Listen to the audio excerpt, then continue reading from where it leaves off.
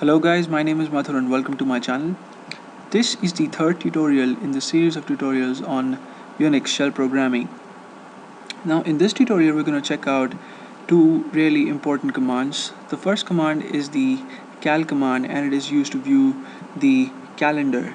So if I type in cal and press enter, I would see the calendar of the current month and obviously of the current year. So it's May 2012 and the current day is highlighted. Now the cal command is a pretty important command, and when we learn shell scripting we would put it to use in different ways. Now if suppose you want to view the calendar of not the current month but of some month from the past or some month from the future, for example if I want to view the calendar of July 2006, then what I would have to do is type in cal and then follow that up with a space, and then since July is the 7th month I have to type in 7 and then the year, which in this example we'll take 2006, and then press enter. And there you go, I can see that the calendar of July 2006 is displayed. Now this is a format that you have to obey. You cannot type in the year first like 2003 April. If you would do that, then it'll show an error message saying that 2003 is neither a month number nor a name. Now this brings us to an interesting observation. This brings us to a very important point. If suppose I do not want to type in a number for my month, but if I want to type in the name, I can do that as well.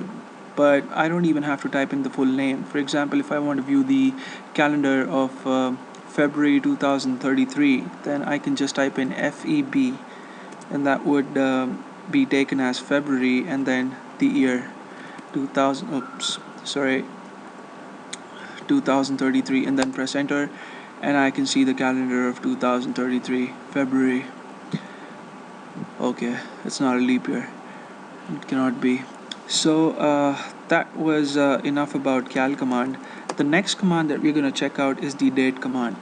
Now when I type in date and press enter, I see the current date, and it gives me a lot of information. Firstly, it tells me what day it is, it's Sunday, and what month is it, it's May, and then it tells me the date, which is it's the 20th day of the month, and then it tells me the time, it's 6:48 a.m. in the morning, and it tells me my time zone, which is IST, Indian Standard Time, and it also tells me the year. So date is a pretty good utility, and it gives output which is quite comprehensive.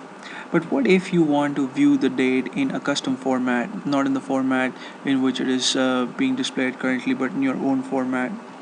You can do that, and this is how you do it. You first type in date, and then you give a space and use single quotation mark and press the addition symbol or the plus symbol, and then you can basically design your own custom format. For example, if I first want to type in the string date, now see, this is the optional part, this is not a part of the command, so this can be in uppercase letters, right? And if I then want to put a colon, and then if I suppose want to just see the month and a hyphen and the year, I would have to use percentage symbols before small m and small m, which are symbols for month and year respectively. And then suppose if I want to see the time, but I want to see the time on a new line, I'll have to use percentage n, which basically would tell the shell to display the time on a new line. And then I can type in time and then follow it up with another colon, and then view it in what format, hours, minutes, and seconds. Alright, that would be fine. So hours colon percentage capital M for minutes and colon percentage capital S for seconds, and then I can close my format with ending single quotation mark and press enter, and I can see my date and time being displayed in custom format. Now this can be used and can also be avoided, and we would see different ways of displaying date in custom formats later on when we get to shell scripting. But for the time being, I just wanted to give you guys some insight about date and cal, so I created this tutorial. Anyway, in the next tutorial we'll be checking out few more important commands, so please stick with me, and I hope this isn't getting boring. And yeah, that's pretty much it. I'll see you guys in the next tutorial. Please subscribe to my channel. Thank you so much for watching.